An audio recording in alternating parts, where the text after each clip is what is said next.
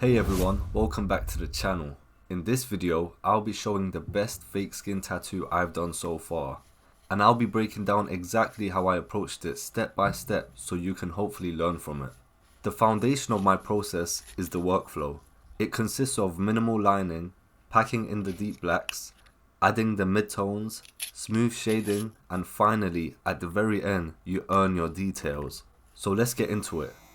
This right here is a realism fallen angel custom design. I called it the Eternal Fall.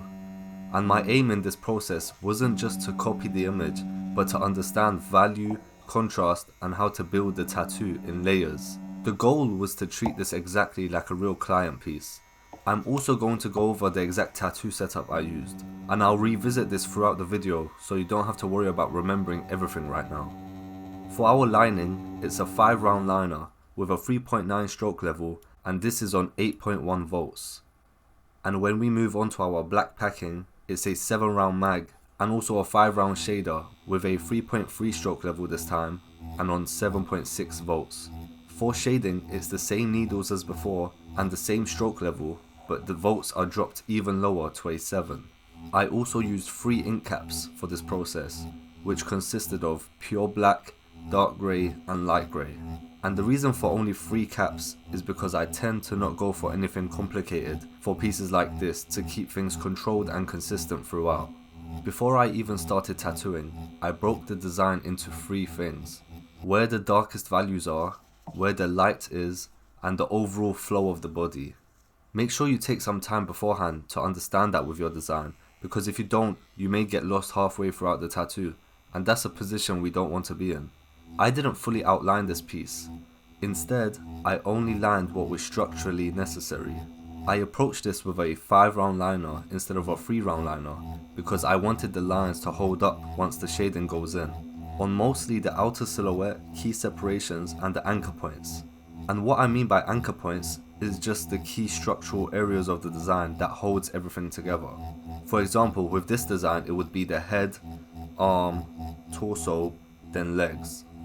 Remember that realism isn't about outlining everything, it's about letting shading do most of the work. One thing I learned here was that this piece doesn't actually have a lot of true black, so instead of filling everything, I was very selective, and decided I will revisit my blacks later on in the process if I have to. It's always better to play it safe at this stage. Only the deepest areas were packed, such as the underarm, between the legs, and tight shadow pockets in between areas and at the bottom. Everything else was built with dark grey instead. We don't want to overuse our blacks and kill the realism. After adding in the blacks, I moved into the midtones. This isn't about blending just yet, that's a stage after. This stage is about placement. Here I'm deciding where grey exists on the body, trying my best to hold back from making it smooth. I like to think of it like building the structure before polishing it, and then a step further would be earning our details at the end of the process. So once every midtone was placed, I then moved on to smooth transitions. This is where I started fading from dark to light using the technique whip shading. The key here is not to overwork the same area. A couple clean passes is enough. Sure, I can overwork the area since my design is on fake skin and not real skin, but it's important to work this way to build on those small habits for the future. At one point I realised the 7-round mag was a little too big for tighter areas, and what I almost did wrong was brute force my way through the process, but instead I switched to a 5-round shader, which made a huge difference in the control I desired. This is something you only learn with experience. Sometimes you're not prepared as well as you think you are, and you may have to adapt mid-session. Once the main shading was in, I finally moved into the detail stage.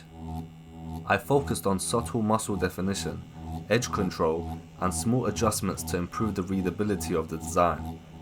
I even often stand up and look at the design from a distance, which helps me see if I need to make necessary adjustments in the moment. Remember that if you rush into detail too early, the tattoo will fall apart. So this stage in realism always comes near the end.